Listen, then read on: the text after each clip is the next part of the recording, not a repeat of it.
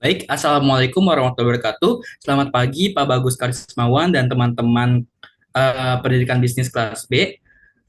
Kami dari kelompok 3 izin untuk mempresentasikan hasil daripada diskusi kami, yakni mengenai mendesain pesan bisnis. Nah, sebelum lanjut, izinkanlah kami untuk memperkenalkan anggota dari kelompok 3. Yang pertama ada saya sendiri, yakni Muhammad Abdi Syabani dengan NIM 17076230007. Dilanjut dengan rekan saya, Muhammad Raihan dengan NIM 17076230006. Dan yang terakhir ada Muhammad Zidan Ramadhani dengan NIM 17076230022. Nah, teman-teman, dalam mengkomunikasikan sebuah proses bisnis, yakni melalui komunikasi pesan bisnis, kita harus mengerti kalau dalam proses tersebut terdapat tiga tahapan. Tiga tahapan ini nantinya membantu kita dalam mengupayakan komunikasi yang lebih efektif, yakni dalam rangka memenuhi kebutuhan audiens sehingga dapat menyampaikan poin-poin dengan jelas. Adapun dalam sisi lainnya itu adalah kita akan lebih efisien dalam arti mengoptimalkan penggunaan waktu dan audiens yang akan dituju nanti. Boleh next. Nah, di sini dalam tiga tahapan menulis pesan bisnis itu terdapat tahapan pertama itu adalah plan. Lalu yang kedua adalah write atau menulis dan adalah komplit atau menyempurnakan. Tapi tenang, dalam video kali ini kita hanya akan membahas tahapan yang pertama, yaitu adalah planning. Dalam tahapan planning ini, kita akan membahas 4 sub pokok bahasan, di mana bahasan yang pertama nanti adalah mengenai menganalisis sebuah situasi yang mendefinisikan tujuan daripada apa yang akan kita komunikasikan kepada audiens. Lalu yang kedua adalah mengumpulkan informasi kepada audiens, dan yang ketiga adalah memilih medium dan channel atau saluran ketika komunikasi tersebut akan disampaikan, dan yang terakhir adalah mengorganize atau mengorganisasikan informasi yang akan ditujukan kepada audiens kita nanti. Boleh di next? Nah, kita masuk yang pertama. Dalam tahapan planning, hal pertama yang harus kita perhatikan itu adalah dalam mengoptimalisasikan waktu dalam uh, berkomunikasi melalui pesan bisnis. Pesan tersebut harus ditulis melalui sebuah aturan umum. Di sini kita singkat sebagai 50-25-25. Nah, apa sih artinya 50-25-25 ini? 50-25-25 ini adalah sebagai aturan umum yang tadi, di mana 50% itu nanti waktu yang disisihkan untuk perencanaan, sementara 25% selanjutnya itu adalah untuk proses penulisan, dan yang terakhir 25%-nya adalah untuk penyelesaian. Sehingga jika kita totalkan, total keseluruhan waktu yang dioptimalkan itu adalah mencapai angka 100. Boleh dilanjut?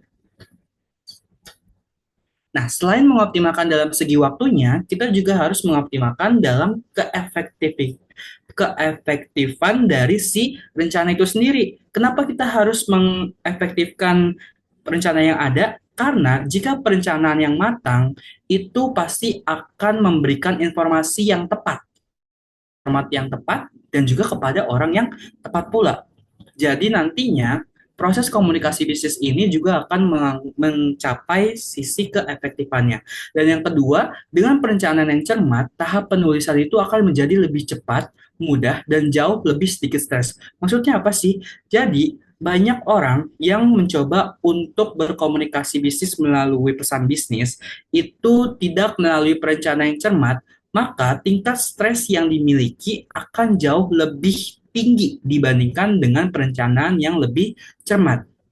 Nah, yang terakhir adalah perencanaan itu dapat menyelamatkan kita dari kesalahan yang bersifat memalukan. Memalukan di sini seperti ada kesalahan penggunaan kata, tata bahasa yang tidak sesuai, dan nantinya itu akan membuat proses komunikasi bisnis kita itu juga akan terhambat. Jadi tidak mencapai status keefektifannya.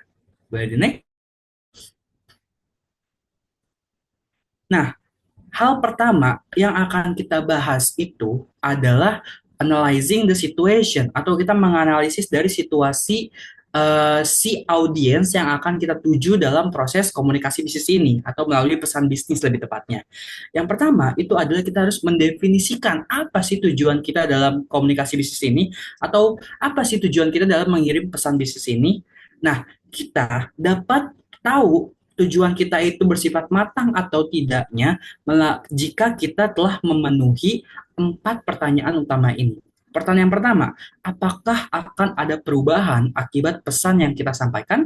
Lalu yang kedua, apakah tujuannya itu realistis ketika akan disampaikan kepada audiens kita? Lalu apakah saat ini merupakan waktu yang tepat untuk dikomunikasikan pesan tersebut kepada audiens? Dan yang terakhir adalah apakah tujuan kita ini dapat oleh organisasi kita sendiri. Nah, jika kita sudah memenuhi semua pertanyaan ini, artinya adalah kita sudah mencapai atau insya Allah dalam komunikasi bisnis yang disampaikan itu akan berjalan baik, mulus, dan lebih optimal. Baik, next. Nah, selain defining the purpose, selanjutnya adalah developing an audience profile. Atau kita itu kayak ibaratnya mencangkup atau merumuskan audiens apa sih atau eh, apa namanya profil dari audiens yang akan kita tuju ini siapa sehingga nanti akan lebih tepat sasaran. Nah, jadi sebelum penerima itu bersedia meluangkan waktu untuk membaca atau mendengarkan pesan bisnis kita, mereka itu harus tertarik dengan apa yang akan kita sampaikan. Jadi, kita juga harus tahu dong, kayak mereka ini lagi butuh apa, sehingga mereka akan merasa relevan, karena apa pesan bisnis yang telah kita sampaikan itu akan sesuai dengan kebutuhan mereka. Bahkan jika mereka tidak benar-benar ingin membacanya atau melihatnya, mereka akan tetap tertarik secara otomatis karena merasa, oh inilah yang saya cari-cari gitu untuk kebutuhan yang saya harus penuhi saat ini. Nah, dalam contoh di sini teman-teman bisa perhatikan ya, contoh dari gambar yang sebelah kanan itu ketika kita melaksanakan sebuah project contohnya, itu kita merumuskan sebuah developing dari audience profile sendiri di mana kita mulai dari primary audience atau data audience primernya itu siapa, terus jabatannya apa, kemudian bisa juga dari size and geographic distribution atau dia ini berletak di mana saja gitu, ukurannya seberapa besar, terus ada juga dari komposisinya, ada juga dari level of understanding atau dia paham nggak sih terhadap pesan yang kita sampaikan, ada juga sampai expectation and preference kayak oh dia ini pengen sedang membutuhkan hal ini, pesan bisnis yang harus disampaikan juga seperti ini sehingga relevansinya pun ada. Dan yang terakhir adalah probabilitas dari reaksinya ketika dia dapat pesan bisnis dari kita nih, apakah dia akan merasa kayak oh ini pesan bisnis itu relevan dengan saya atau malah kayak oh ini tuh bukan sesuatu yang saya butuhkan, itu jangan sampai terjadi seperti itu. Jadi tujuan dari developing an audience profile ini adalah untuk mengoptimalkan relevansi antara pesan bisnis yang kita sampaikan dengan kebutuhan sang audiens. Well, next. Nah, selanjutnya tahapan yang kedua adalah gathering information. Untuk materi ini akan disampaikan oleh rekan saya yang lain. Dipersilakan. Oke, di sini saya akan membahas tentang gathering information, yaitu yang pertama ada mengungkapkan kebutuhan audiens. Di sini, kadang audiens tahu jelas apa yang ingin mereka tanyakan, tapi mereka tidak tahu gimana cara mereka menanyakannya. Nah, jika permintaan terdengar samar, kita tahu nih, misalkan audiens bertanya terdengar samar, maka ajukan pertanyaan untuk memperjelas. Misalnya, ketika atasan berkata, cari tahu semua tentang cara membuat telur. Nah, tanyakan bagaimana yang paling penting untuk dipelajari. Bukan bukan bukan kita menjelaskan oh cara membuat telur, tapi kita langsung bagian tersusah dari pembuatan telur. Mungkin teknik cara menggorengnya atau mengocoknya atau bumbunya apa gitu. Yang selanjutnya adalah menemukan fokus utama. Saat tujuan terasa samar dan bingung harus mulai dari mana, mungkin kita coba dengan teknik eh, sederhana yang suka digunakan orang zaman dulu seperti eh, kita menulis bebas eh, tanpa embel-embel apapun. Jadi kita menulis yang terlintas aja di otak kita apa kita tulis. Kalau misalkan cara tersebut kurang efektif, mungkin ada cara selanjutnya agar lebih unik, yaitu eh, dengan membuat sketsa atau gambar untuk memicu munculnya gagasan baru atau ide-ide baru yang ingin disampaikan. Nah, yang selanjutnya itu memberi informasi yang diperlukan. Guna, Gunakan metode jurnalistik dengan metode menanyakan siapa, apa, kapan, di mana, mengapa, bagaimana untuk mengecek. Jika ada yang kurang, pesan bisa jadi membingungkan. Nah, metode jurnalistik ini sering digunakan oleh para pakar media untuk menjelaskan bagaimana cara mereka menyampaikan ke audiens. Misalnya, pesan tentang berbagai kantor bagi pekerja jarak jauh tidak menjelaskan detail penting seperti jadwal, batas waktu, dan cara merespon, sehingga tanggapan yang masuk bisa tidak sesuai dengan apa yang didata. Boleh next? Di sini adalah selanjutnya adalah memilih kombinasi media dan saluran terbaik.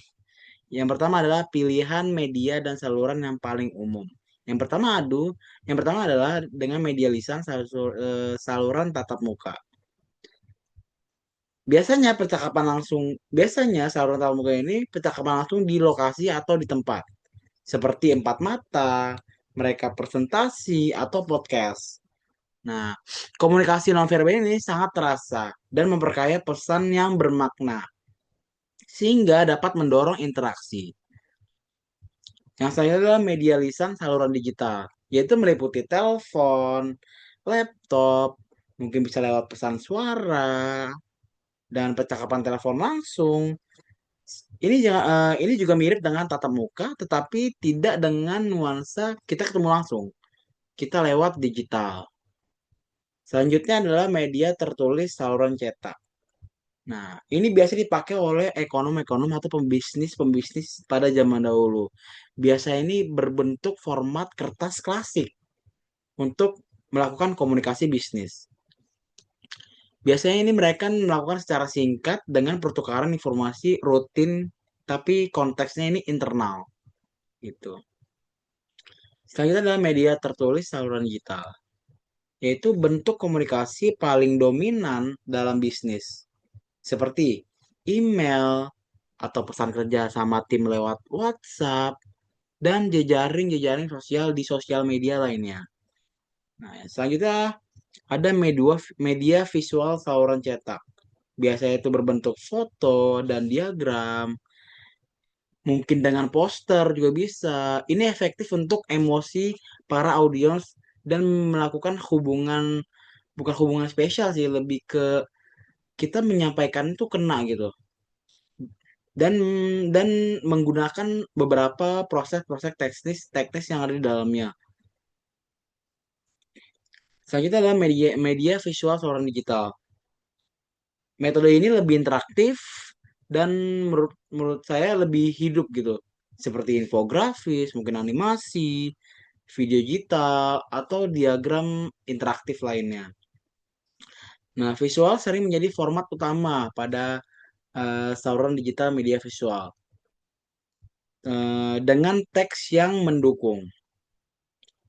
Nah, selanjutnya ada tantangan unik komunikasi pada perangkat seluler. Perangkat seluler ini adalah alat utama komunikasi bisnis. Biasanya itu untuk semua bentuk media, lisan, tulisan, maupun visual. Selanjutnya adalah faktor yang perlu dipertimbangkan saat memilih media. Yang pertama adalah kekayaan media. Media dikatakan mampu ketika menyampaikan pesan lewat banyak isyarat. Kata, suara, gambar, mereka bisa tersedia. Sehingga para audiens dapat mendengar dengan baik. Mereka juga mempunyai fasilitas yang canggih, dengan kinerja karyawan yang baik. Ya, nah, gitulah ketika media punya keuangan yang baik. Saya adalah formalitas. Nah, pilihan medianya seperti sinyal nonverbal. Biasanya lebih formal seperti email, dan email ini biasanya dianggap santai. Keterbatasan media, saya adalah keterbatasan media dan saluran. Setiap media punya batasan, seperti SMS. Tapi dia cocok untuk pesan sederhana antar dua orang. WA juga sama. Tapi kurang efektif untuk pesan kompleks atau diskusi dengan banyak orang. Selanjutnya adalah urgensi, yaitu media sesuai kecepatan koneksi dengan audiens. Jika pesan sangat mendesak, mereka bisa menggunakan media cepat seperti telepon, chat, dan jika tidak mendesak, gunakan email agar para penerima email bisa menerima dan membalas sesuai waktu yang mereka mau. Hal ini bisa menghindari mengganggu beban kerja audiens dengan media yang terlalu banyak mendesak jika tidak perlu. Selanjutnya adalah biaya. Biaya inilah faktor nyata untuk sinyal nonverbal. Biasanya presentasi multimedia mewah tuh bisa disebabkan oleh biaya ini. Mereka dianggap profesional, mereka dianggap canggih, mereka dianggap punya alat, tapi juga bisa dinilai sebagai pemborosan anggaran. Selanjutnya adalah preferensi audiens. Preferensi audiens ini pilihan media yang disukai audiens agar pesan diterima secara interaktif. Tapi jika tidak sesuai, resiko pesan diabaikan atau dianggap mengganggu. Dan yang terakhir adalah keamanan dan privasi. Beberapa media mungkin dibatasi perusahaan untuk memberikan pesan tertentu. Jangan dianggap komunikasi kita ini sepenuhnya aman untuk pribadi kita sendiri. Tapi mereka ini punya resiko seperti diretas, pesan yang dimonitor dan disalahgunakan, atau keterusan keluar audiens awal, atau mereka merasakan eh, serangan dari hacker. Jadi kita harus selalu berhati-hati jika pesan mengandung informasi yang sensitif. Boleh next. Untuk materi selanjutnya akan dijelaskan oleh Zidar. Oke, terima kasih Raihan. Di sini saya akan menjelaskan terkait organizing your information. Jadi setelah tadi kita melalui berbagai tahap, mulai dari analisis situasi, menentukan tujuan, memahami audiens, serta mengumpulkan informasi yang relevan, langkah penting berikutnya dalam mendesain pesan bisnis adalah dengan menyusun informasi yang sudah terkumpul. Nah, tujuannya tuh untuk apa sih? Tujuannya untuk agar mudah dipahami dan berdampak kuat bagi para pembaca. Informasi yang ada tidak akan berarti jika tidak diatur dengan baik. Justru bisa membingungkan dan mengurangi efektivitas dari pesan yang ingin disampaikan. Karena itu, proses mengatur informasi atau organizing information berperan sebagai jembatan antara ide yang masih berserakan atau berantakan dengan pesan yang jelas, logis, dan juga persuasif. Nah, pada tahap ini, penulis belajar bagaimana merumuskan ide utama, membatasi skop agar tetap fokus, memilih pendekatan penyajian yang tepat, menyusun kerangka isi, hingga menggunakan teknik bercerita untuk menarik perhatian para audiens. Dengan pengorganisasian yang tepat, pesan bisnis tidak hanya informatif, tapi juga mampu menginspirasi tindakan dari para penerimanya atau audiensnya. Nah, di sini ada 5 tools utama dalam proses mengatur informasi. Yang pertama ada defining your main idea, yang kedua ada limiting your scope, yang ketiga ada choosing direct and indirect approaches, yang keempat adalah outlining your content, dan yang kelima adalah building reader interest with storytelling technique. Oke, yang pertama adalah defining your main idea atau menentukan utama. Jadi langkah pertama dalam mendesain pesan bisnis adalah merumuskan ide utama yang jelas. Jadi ide utama itu berbeda dengan topik. Jika topik hanya menjelaskan apa yang akan dibicarakan, kalau ide utama merumuskan apa yang ingin dicapai penulis dan mengapa hal tersebut penting bagi audiens. Tanpa ide utama yang jelas, pesan akan terasa kabur atau nggak jelas arahnya akan kemana. Untuk menentukan ide ini, ada berbagai teknik yang dapat digunakan, seperti brainstorming untuk memunculkan gagasan sebanyak mungkin, terus juga bisa melakukan pendekatan jurnalistik dengan mengajukan pertanyaan 5W plus 1H atau who, what, when, where, why, and how, atau menggunakan peta pikiran atau mind mapping yang menata hubungan antara ide-ide sebelumnya. Nah, dengan cara ini, penulis bisa menentukan inti pesan yang akan menjadi dasar pengembangan keseluruhan dari komunikasi. Yang kedua adalah limiting your scope atau membatasi cakupan pesan. Jadi setelah menentukan ide utama, Langkah berikutnya adalah membatasi cakupan pesan agar tetap relevan dan efektif. Cakupan ini tuh mencakup seberapa luas informasi yang dimasukkan, detail yang diberikan, dan panjang keseluruhan dari pesan yang akan disampaikan. Kesalahan umum dalam komunikasi bisnis adalah menyampaikan terlalu banyak informasi sehingga audiens tuh ngerasa kewalahan. Nah, idealnya pesan cukup menyoroti poin-poin inti yang benar-benar penting bagi audiens. Panjang dan kedalaman informasi itu bisa disesuaikan dengan beberapa faktor, seperti kompleksitas topik, tingkat pengetahuan audiens, sikap atau harapan mereka, serta kredibilitas dari para penulis. Nah, dengan mengatur lingkup secara tepat, pesan menjadi padat, fokus, dan juga lebih mudah dipahami. Oke, yang ketiga adalah choosing between direct and indirect approaches, atau memilih antara pendekatan langsung atau tidak langsung. Nah, organisasi pesan juga sangat dipengaruhi oleh pendekatan yang dipilih. Pada pendekatan langsung atau direct approach, penulis menyampaikan ide utama di awal, kemudian mendukungnya dengan alasan dan bukti. Pendekatan ini umum digunakan dalam pesan rutin, instruksi, atau ketika audiens diperkirakan setuju sejak awal. Namun sebaliknya, pendekatan tidak langsung atau indirect approach lebih sesuai bila audiens mungkin skeptis atau defensif dari awal ketika pesan membawa kabar negatif. Nah, dalam pendekatan ini tuh penulis lebih dahulu menyajikan alasan, data, dan juga penjelasan pendukung, baru kemudian menyampaikan ide utama di akhir. Pemilihan strategi yang tepat akan membantu menjaga hubungan baik dengan audiens sekaligus meningkatkan efektivitas dari pesan yang ingin disampaikan. Nah, yang keempat yaitu outlining your content atau membuat rangka isi. Jadi kerangka atau outline berfungsi sebagai peta jalan dalam menulis pesan. Dengan kerangka yang baik, penulis dapat mengorganisasi ide secara sistematis sehingga penulisan lebih efisien dan hasilnya lebih logis. Prosesnya dimulai dengan menetapkan ide utama, lalu merinci ke poin-poin pendukung yang memperkuat ide tersebut, dan juga akhirnya menambahkan bukti, contoh, dan juga data konkret yang ada. Nah, poin pendukung dapat disusun berdasarkan langkah proses, bagian dari suatu sistem, urutan kronologis, atau pola argumentasi yang logis gitu. Bukti yang dipilih juga harus relevan dan kuat, karena satu contoh yang meyakinkan lebih berharga dibandingkan banyak bukti yang lemah. Dengan kerangka yang baik, pesan bisnis akan terstruktur, mudah diikuti, dan juga lebih persuasif bagi para audiens. Dan yang terakhir adalah building reader interest with storytelling technique, atau membangun ketertarikan membaca dengan teknik bercerita. Nah, salah satu cara paling efektif untuk membuat pesan bisnis itu terkesan adalah dengan memanfaatkan teknik bercerita. Dengan kita bercerita, itu mampu membangkitkan emosi, menciptakan keterhubungan, dan membantu audiens tuh memahami pesan yang abstrak menjadi lebih nyata atau lebih connect gitu. Dalam konteks bisnis, storytelling dapat digunakan untuk menarik pelanggan, meyakinkan investor, melatih karyawan, hingga menyampaikan peringatan penting yang akan terjadi gitu.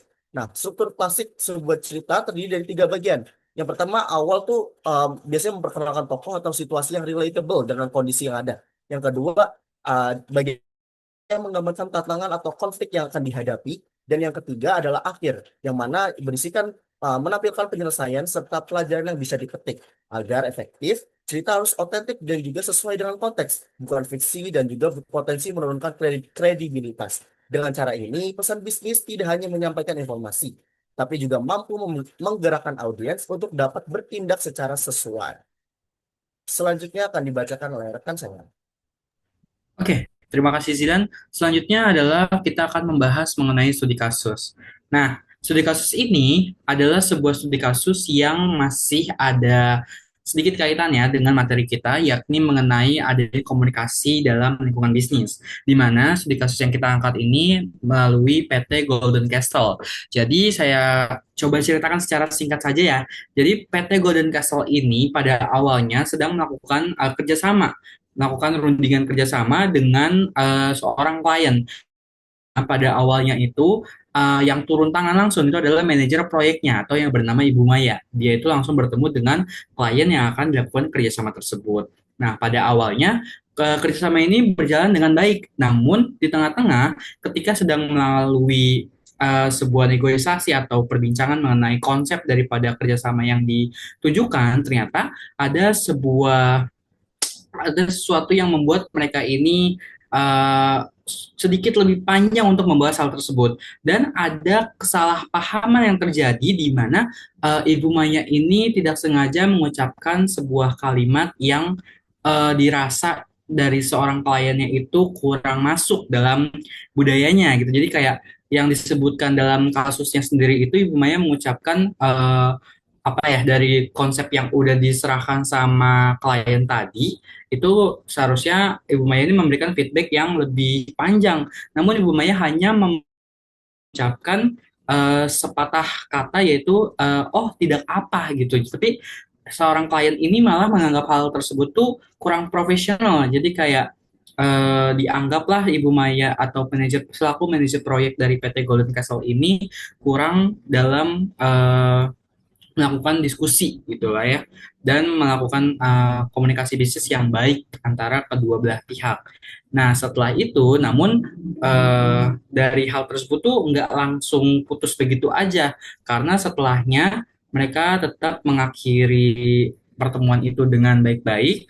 Nah dari PT Golden Castle ini sendiri itu tetap reach out kembali keesokan harinya kepada si klien melalui email, media email gitu kan. Tapi ternyata email yang dikirimkan itu juga dirasa kurang profesional. Kita juga kurang tahu sebenarnya yang bagaimana kondisi fisik dari si email sendiri itu bagaimana. Tapi si klien ini menganggap Ibu Maya ini atau dari pihak PT Golden Castle yang mencoba reach out kembali kerjasama tersebut tetap dirasa kurang profesional karena pesan bisnis yang disampaikannya itu kurang terstruktur dan kurang masuk dengan apa yang diekspektasikan oleh sang klien sehingga klien memilih untuk menghentikan kerjasama atau membatalkan sih lebih tepatnya dan citra perusahaan juga cukup tercoreng dari media sosial yang ada. Well, next. Nah, dari studi kasus yang sudah saya ceritakan kembali tadi secara singkatnya nih, saya dan teman-teman kelompok 3 mau dong mendengar bagaimana pendapat dari teman-teman mahasiswa pendidikan bisnis kelas B mengenai studi kasus yang tadi terhadap relevansi materi yang telah disampaikan sebelumnya. Jadi silakan kepada teman-teman yang menyaksikan video ini turut andil berpartisipasi dalam menyuarakan pendapatnya terhadap studi kasus yang telah disampaikan dengan relevansi materi yang udah diberikan gitu melalui kolom komentar. Well, next. Nah, sampailah kita kepada kesimpulan di mana perencanaan pesan bisnis itu merupakan sesuatu yang bersifat krusial. Artinya adalah dia ini penting teman-teman dalam melakukan proses komunikasi bisnis. Pesan bisnis juga harus memiliki kata-kata yang tepat, tetapi juga tujuannya itu bukan hanya sebagai formalitas saja, tetapi dia juga sebagai suatu hal yang memastikan bahwa setiap pesan yang ditujukan tuh memiliki arah yang jelas. Selain itu juga punya isi yang relevan serta juga merupakan bentuk penyampaian yang sesuai dengan audiens. Nah, adapun proses yang dibahas dalam pertemuan kali ini adalah melalui perencanaan yang mencakup analisis situasi, untuk memahami tujuan komunikasi. Terus ada juga proses identifikasi kebutuhan yang tadi dijelaskan oleh rekan-rekan saya. Ada juga profil audiens, pengumpulan informasi yang benar-benar dibutuhkan, pemilihan media dan saluran yang paling efektif, terus juga pengorganisasian informasi agar tersaji logis dan menarik.